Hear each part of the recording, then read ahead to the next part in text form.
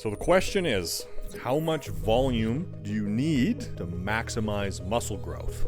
We should rephrase this question to analyze how much stimulus we need to create in the gym, balanced with how much recovery to optimize the muscle growth we get. Within stimulus, there's a number of factors. How hard? Intensity. How much? Volume, the number of sets. And how often? Frequency. Those are the three key components that are going to constitute the stimulus that you create when you go and train, when you're in the gym, lifting. And volume is just one of them. And the reason it's important to consider all three simultaneously is that none of these variables operate or work individually or in separation from the others. So, for example, if you decide to take the Mike Mentzer approach, where basically you're maximizing one of the three, how hard? Intensity. The answer he gives is maximum, 100%, to failure and beyond, psychopath intensity levels. How much? 1 set, bare minimum. How often? Once a week or something like that, also bare minimum. So this prescription for stimulus, meaning the stimulus to your body or to your muscles to hopefully create a demand for muscle growth with which you then go fulfill during your period of recovery, resting, eating, sleeping, taking X amount of time off from the gym until your next session where you attempt to stimulate more growth. Does that mean that this is the one best way to do it? Alternatively, you could turn that how hard, intensity, down. Save 3 reps in the tank, science-based lifting. 3 RIR, 2 RIR. Add a little bit more volume. How often? Frequency. Twice a week. 16 sets per workout, 2 times a week. 32 weekly sets per muscle. This concoction, in theory, could also be very effective to stimulate muscle growth. And the reason you need to think about it like this is because I think it's important to divorce yourself from finding the one best way to do everything. The frame that most of us end up taking is, what's the right amount of volume? That's why you clicked on this video. You want a simple answer. I'm not giving you one and you're getting frustrated. The issue is that it depends on how hard you're training and how often you're training as well. And ultimately, your body doesn't care. You just need to create a sufficient enough stimulus to create muscle, to create more muscle growth. So, to make it a little more concrete, what I would recommend is to start in the lower end of how much volume. So let's say 5 to 7 working sets per muscle per week, okay? And you're just gonna train once per week, so you're gonna do that in each session. This is a good place to start.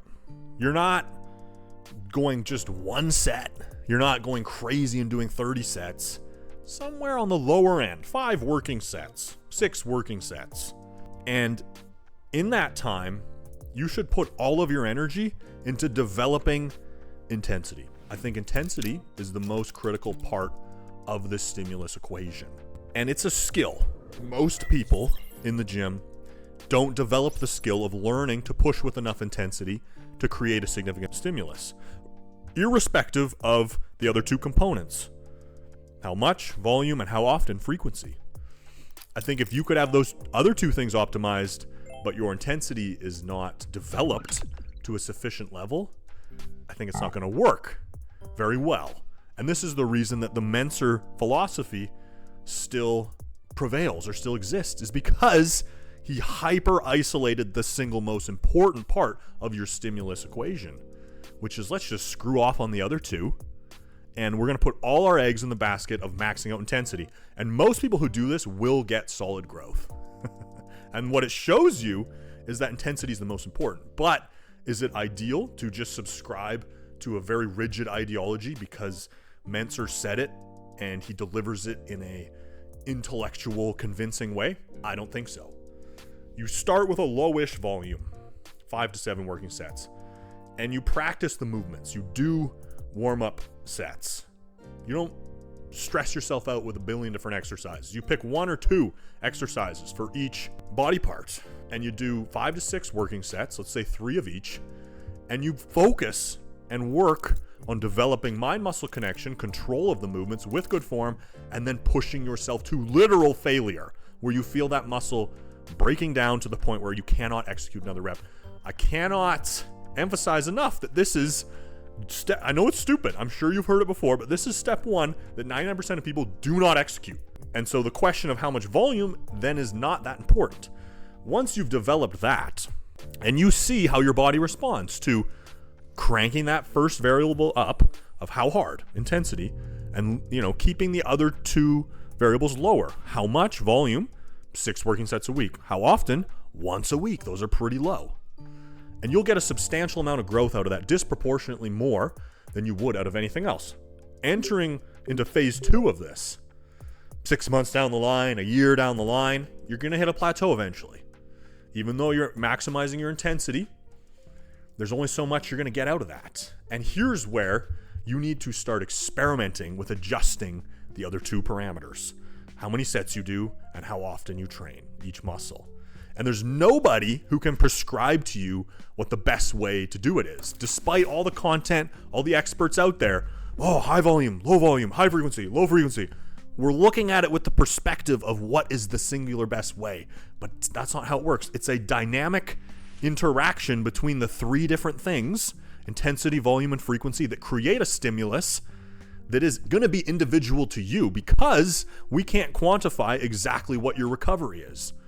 So the right amount of stimulus and the right combination of these variables for me is going to be slightly different for you. We all recover at different rates. We sleep at different rates. We eat different amounts of food and different qualities of food. We have different levels of stress. The equation becomes infinitely complex. So there is not a singular solution that will satisfy your desire. So you have to do the work to develop the intensity within relatively low volume and low frequency, and you'll get an incredible amount of gains out of that. Once you've mastered that and you want to do more, you need to experiment. So you keep that intensity high, and then you start training each muscle twice a week instead of once. And the volume goes up from 6 working sets to 12 working sets. And you do that for 2 months. You apply yourself to it diligently. And now what you want to watch out for here is signs of overtraining. Okay, and a lot of people get really concerned about any chance of overtraining. And I will tell you from experience, I have gone crazy with volume and frequency. I've done every day as arm day for a month straight, multiple times. I've done 100-set arm workouts. Okay, so I'm not avoidant of high volume and high frequency. Matter of fact, I've maxed both of those parameters out while keeping the individual set intensity cranked up to the maximum as well. And what happens is, initially, it will be better because you are temporarily increasing the stimulus. This is why most studies will show that, higher volumes seem to produce more growth, all the way up to 40 working sets per muscle. Higher frequency seems to produce more growth because the beginning stimulus in comparison was relatively unconvincing to the body, to the muscles. So most of the time, doing more is going to lead to more growth. If you're giving the body a pretty underwhelming amount of stimulus, which is what most people are doing in the gym, in reality, your recovery is way outpacing the stimulus. And so where you can make up ground is to increase that stimulus. So anytime you do a bit more volume, wow, I'm growing more. If you stick with it and you can deal with that, you're going to see more growth. I train, twice a week instead of 3. I'm growing more. You've made a more convincing, demanding argument to your body. But where that will come back to bite you, and what I've experienced, is that if you just crank those knobs up, you max out the intensity, you max out the volume. At one point I was doing 80 to 100 working sets for a muscle in a week, training every other day. You're going to start to experience signs of overtraining. It's not this daunting thing that you're going to die from, like a lot of people act. Your body will still grow, but then as time goes on, there's an incremental amount of fatigue that you're not recovering fully from each session to the next. And a month down the line, that incremental amount compounds and grows, where you're going to start to experience significant fatigue. Your body's going to be just really tired. You're going to feel really tired all the time. You're going to die from that. You're just going to feel really tired because your body's never fully recovering. You'll probably experience more inflammation. And you'll probably notice that your strength doesn't continue to go up and that your pump is not going to be as potent as well. Your body's not fully recovered. The muscles aren't primed to produce maximum force, each session, and the amount of volume and blood that's going to get in there is also hindered. This is what I've noticed in my experience. So these are some telltale signs: lack of strength, lack of pump, increased inflammation, increased fatigue, which is going to lead to immune system compromise, and potentially, getting sick more often. Some pretty obvious things that will start to come up, and you're not going to die from this. I've experienced this in the extremes, and you eventually just have to back off. You go, okay, I need to reduce that stimulus. So the takeaway point is that once you've mastered your intensity at relatively low volumes and frequencies, then start experimenting by increasing your volume, adding some sets, increasing your frequency, and then paying attention to how your body responds in terms of the subsequent muscle growth that you potentially achieve, and then the increase in fatigue that you potentially experience. You have to listen to your body.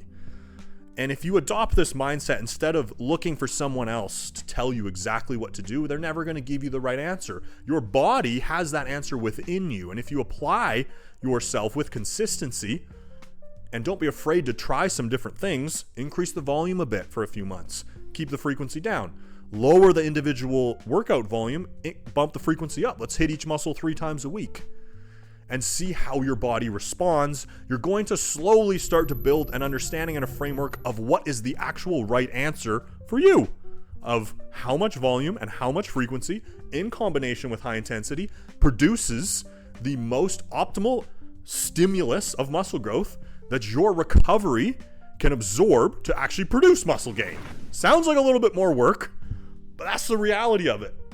And as soon as you take that more cavalier approach and decide, I have to train hard, I need to push with high intensity, I have to be consistent, I can't miss workouts, and I need to create some type of continual progression in my training. And to do that, I'm going to experiment with volume and frequency until I find something that works well for me. And then nobody can take that from you.